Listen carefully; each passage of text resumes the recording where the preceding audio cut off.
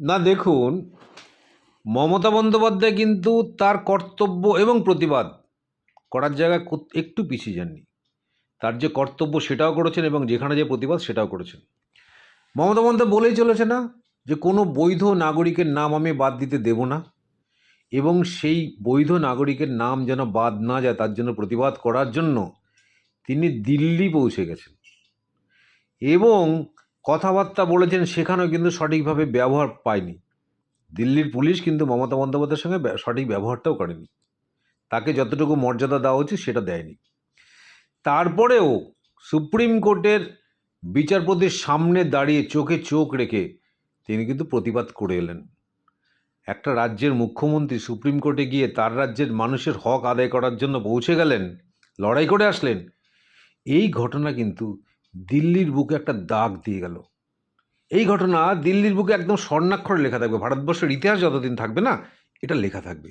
এরকম দৃষ্টান্ত আর কখনো কোথাও হয়নি। এই যে বিজেপির নেতৃত্ব সৌমিক ভট্টাচার্য, শুভেন্দু অধিকারী, অসীম সরকার, আবার এই সাংসদ শান্তনু ঠাকুর, এরা কিন্তু দেখুন পুতুলের মতো, যেন হচ্ছে ওদেরকে কেউ শিখিয়ে দিচ্ছে সেই কথাগুলোই বলছে। খালি বলছে রোহিঙ্গা বাদ দেবো, রোহিঙ্গা, এখনও ফেসবুক ইনস্টাগ্রাম এখনও বলে চলেছে রোহিঙ্গা বাদ দেবো, রোহিঙ্গা বাদ দেবো। শান্তনু ঠাকুর বলেছে ওটা 50 লক্ষ যদি বাদ যায়, আমাদের 1 লক্ষ বাদ গেলে কী হচ্ছে? এটা কি কোনো কথা হলো? একটা মানুষ কেন বাদ যাবে?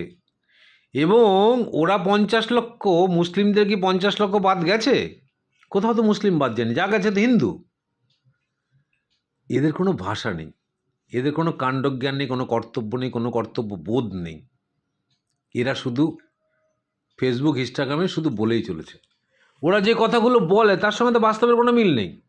বাস্তবের কোনো মিল আছে? কোনো মিল নেই। অনর্গল মিথ্যে কথা বলে চলে, কোনো কিছু করতেও পারে না, শুধুমাত্র মমতা বন্দ্যোপাধ্যায়ের বিপক্ষে খালি বলে যাচ্ছে। মানুষ এসব বোঝে। যে ইতিহাস মমতা বন্দ্যোপাধ্যায় সৃষ্টি করলো, এই ইতিহাস কিন্তু কোনোদিন মুছে যাবে না।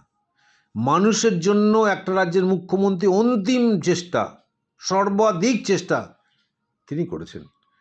সে কারণে পশ্চিমবঙ্গে কোনো দিনও মানুষ মমতা বন্দ্যোপাধ্যায়কে ছেড়ে দেবে না। এবার দেখুন সবাই কিন্তু শূন্য করে দিয়েছে, এবার বিজেপিও শূন্য হবে। হয়তো 10টা আসন পেতো হয়তো বা, কিন্তু দিল্লিতে যে ঘটনাটা ঘটলো বিজেপি শূন্য পশ্চিমবঙ্গে, একদম নিশ্চিন্তে।